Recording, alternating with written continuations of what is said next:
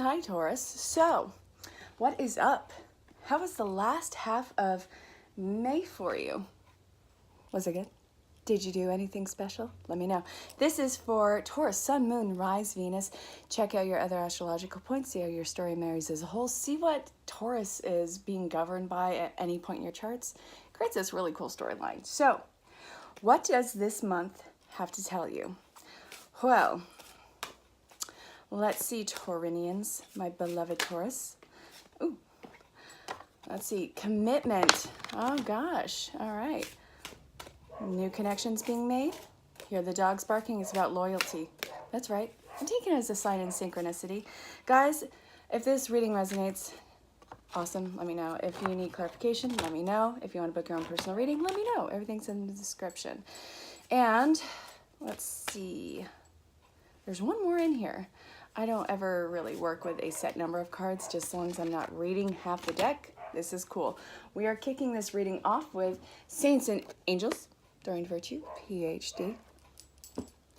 Oh God, I did an accidental double reading for Taurus last month, but it actually apparently was really good, and that makes me so happy.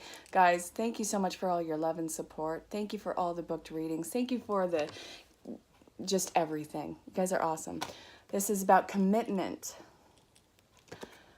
Move. Looking deeper. Speak your truth. And don't compromise. Oh my God, can this be any clearer for you guys? Okay, so commitment, move. You guys are ready to move forward. You guys, okay, you guys are being clear on what you want. You guys aren't doing something for this social conditioning. You guys aren't doing something just to keep the peace. This is speaking deep, authentic, and loving truth, taking care of yourself, not compromising yourself anymore, finding the passion in life again. I love that this is so innocently guided. You guys are not malicious. You're bullheaded because, well, you're Taurus, my earth sign. Well, I'm a Virgo, but my North Node's in Taurus, and a lot of my exes are in Taurus. But you guys are ready to move forward. You guys are clear on what you want. You're clear on what you will no longer tolerate. And it's not a bad thing towards the other person. This is, if you are just accepting and really just not being, if you are just tolerating, there we go. It's not acceptance, it's tolerance. If you are merely tolerating your connections, that is a huge disservice to the other half of it and to yourself. There's no need for just tolerance in these connections. You want something that makes you grow and thrive.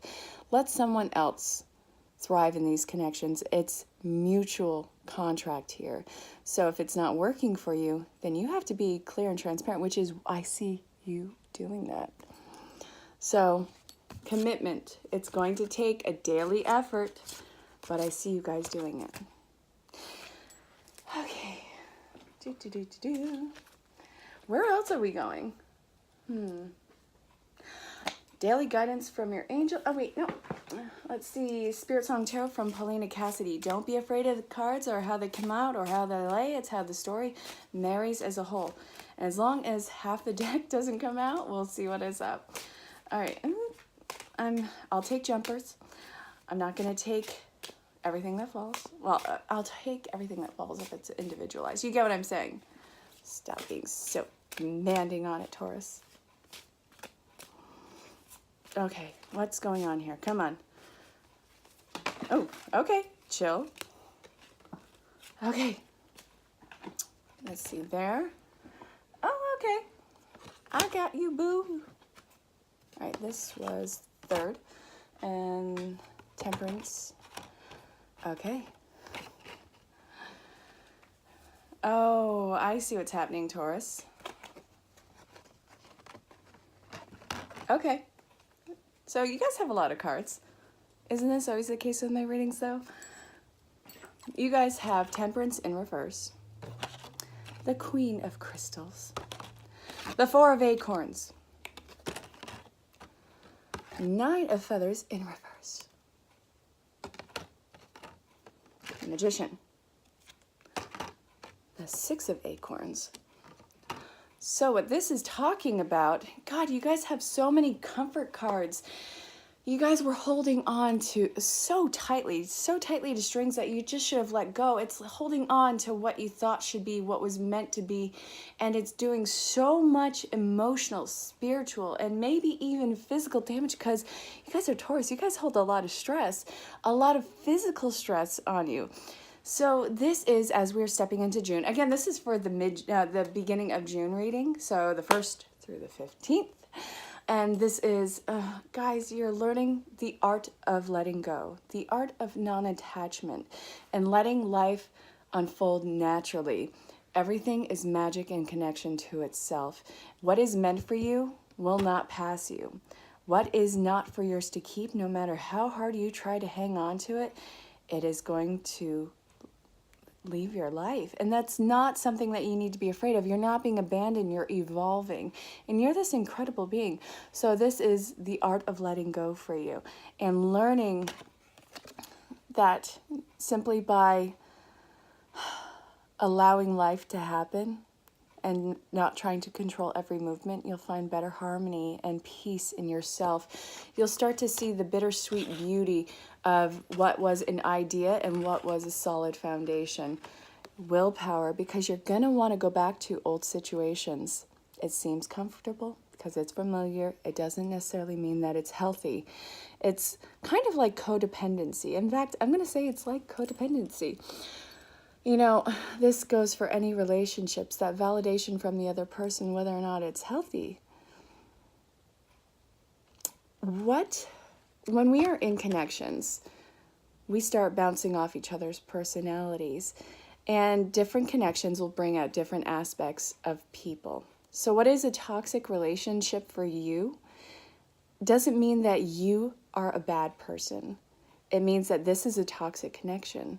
All right, you got to go to the next door, but you have to allow the healing space in between those doors so you can address this door as your personal best. And then that could be a really good connection. You don't need to feel like this is bad or that you're bad or they're bad or anyone in this is bad. It's just, what are we bringing out of each other? And why is this happening? Why do we bring this out of each other? Is this something that needs to be healed in us? It's a hard, raw truth that we look at ourselves with. And that is something that I've been faced with numerous times. You're not alone in it, guys. It's just, this is what you're learning right now. And again, this is collective, so check out your other points too. And book your own personality. Do it. All right, so triumph. You're going to overcome this. You're going to overcome this codependent feeling, this need for validation, these unhealthy situations. Guys, you've already passed the finish line. Go get a cup of water. Go replenish your energies. I actually want to pull a love card right now. My Taurinians, my beloveds. Where's my love cards? What did you do with them? You did it. Okay. I can't change, even if I try, even if I wanted to. My love, my love. All right, what does love want you to know? Because I have a feeling that this is talking about loving connections. Aren't they all loving? Deception. Someone is wearing a false face mask in this relationship. Your truth will ultimately come through. All right, engagement. And I think I want that one. Okay. All right, so you guys, you have deception, engagement. Stay optimistic about your love life. Do it now. Do it. Yeah. And past life relationships. All right, so what this is talking about is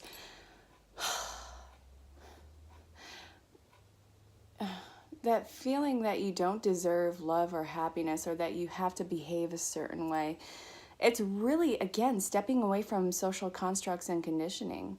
You guys, you don't need to be a character. You don't need to play part. You have part in people's lives, but that's just natural. Everything about this is about being natural. So what this is saying is take the mask off. You are a beautiful, amazing individual as you stand. You don't need to hide any of this for anyone. And to show your authentic, raw truth and form and your what you consider to be an imperfection, what you consider to be unlovable is something that you are both working on and is in itself lovable. So this past life relationship, they already sense that it is coming up and that it is something that is embraceable. There's nothing about you that's not embraceable. And in fact, everything that is seemingly imperfect about them, they're working on, and it's still lovable. So breathe. This is a lot better than you think, guys. All right, so what does the animal want to tell you? Let's see. Ow.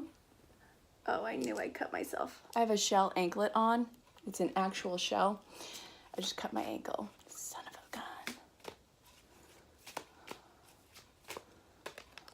Right. Oh, Aries got owl too. Please don't be bleeding. Okay, no. The owl is a nocturnal bird strongly associated with the moon and feminine energy. Lilith, a goddess of the Talmud and early Christian Gnosticism, is frequently represented as an owl. She was Adam's first wife before Eve and is known for having to refuse to assume a subordinate role in marriage. Although she has traditionally been associated with dark and sexual energy, she is a powerful and liberating feminine symbol. It's all about equality. Equality or bust. Oh, you guys also have the spider. Spiders are found throughout the world and appear in legends of nearly all peoples. They are frequently depicted as helpers, protectors, and creators. The Obiwa people hang hoops of spider webs over their infants to protect them from harmful influences.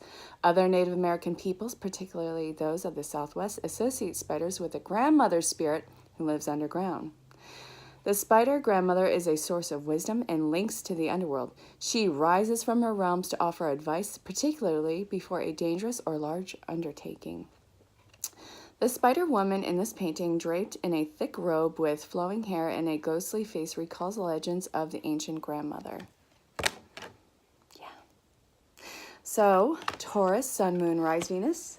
I hope that this reading resonated. Check out your other astrological points. Feel free to book your own personal reading. Reach out, say hello, let me know where you are in the world. And, well, until next time, stay safe, have fun. Bye, Taurus.